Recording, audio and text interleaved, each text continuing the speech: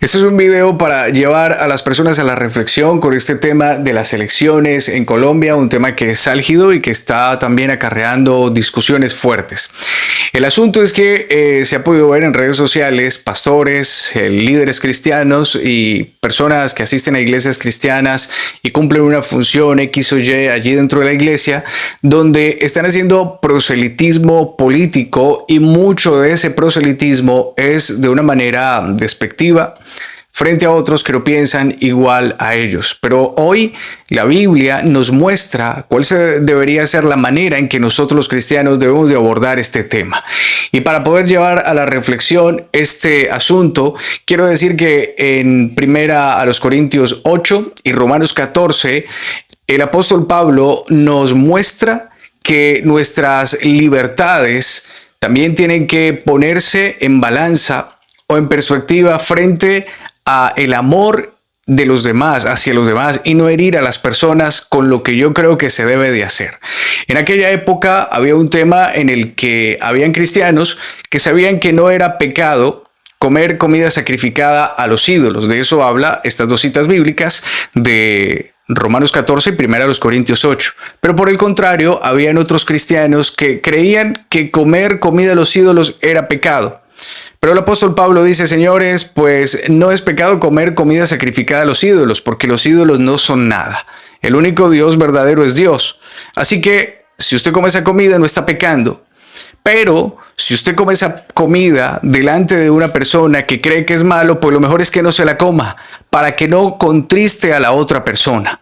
Y entonces en 1 Corintios capítulo 8, versículo 13 dice: por lo cual, si la comida le es a mi hermano ocasión de caer, no comeré carne jamás, para no poner tropiezo a mi hermano. ¿Y qué tiene que ver esto con el tema del proselitismo político? Y es que si es ocasión de que otra persona se frustre, se entristezca, se enoje o no vuelva a la iglesia porque yo como pastor, como líder, como cristiano, estoy haciendo un proselitismo político muchas veces violento, pues esa persona se va a sentir mal. Es mejor que yo me quede callado y que no coma esa carne. En términos metafóricos, se ve que en iglesias, pastores, líderes están comentando de manera álgida acerca de la política, y otros se están enfadando, otros se están molestando porque no piensan como ellos. Si usted como líder religioso, si usted como pastor está en un culto y usted empieza en el púlpito a hablar de X o Y candidato, y otro que viene no piensa como usted, pues esa persona lo más seguro es que no vuelva, producto de un tema político y no de un tema religioso o de la Biblia. Por encima de estos temas está Dios, está la unidad, está el amor.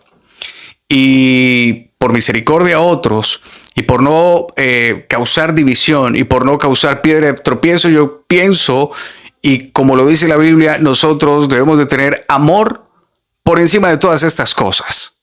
Así que la invitación y la reflexión es que, aunque seamos ciudadanos del cielo, aunque nosotros tengamos esa ciudadanía, también tenemos otra que es terrenal, y tenemos unos derechos y unos deberes. Y como deberes está el votar, pero hacerlo de manera que sea una manera coherente y no una manera donde empiece yo a divulgar cosas que van a afectar a otras personas. Por favor, pastores, líderes, cristianos, estamos cayendo en esa situación de inmadurez espiritual y de falta de enfoque, ¿o no estamos cayendo? Estamos cayendo cuando empezamos a hacer ese proselitismo que ataca a las personas. Y muchas veces no tiene que ser violento, pero solo con el hecho de empezar a decir cosas de X o Y candidato, otro se va a molestar y puede ser causa de tropiezo para otras personas. Y las personas que hacen esto, lo voy a decir de nuevo, caen en inmadurez espiritual. Inmadurez espiritual porque no conocen esto que dice la Biblia. No tienen la madurez espiritual para decir: por encima de todas de estas cosas hay que propender por la unidad. En lo fundamental tengamos unidad, en lo secundario libertad. Y caen en falta de enfoque porque no se dan cuenta que el enfoque nuestro no es caer en esas contiendas, sino en la predicación del evangelio. Para finalizar, quiero decir: seamos constructores de paz, de unidad. Todos tenemos el derecho a votar. hágalo a conciencia. Primeramente, pídale dirección a Dios. Segundo, lea las propuestas de los candidatos, mire su pasado, su trayectoria, y si lo que plantean es acorde a los principios bíblicos, pues usted tendrá que tomar una decisión basada en todo esto. El mensaje de esto es no atacar, sino hacer un llamado a la reflexión y al amor, porque Dios quiere que propendamos por la unidad y no por la división.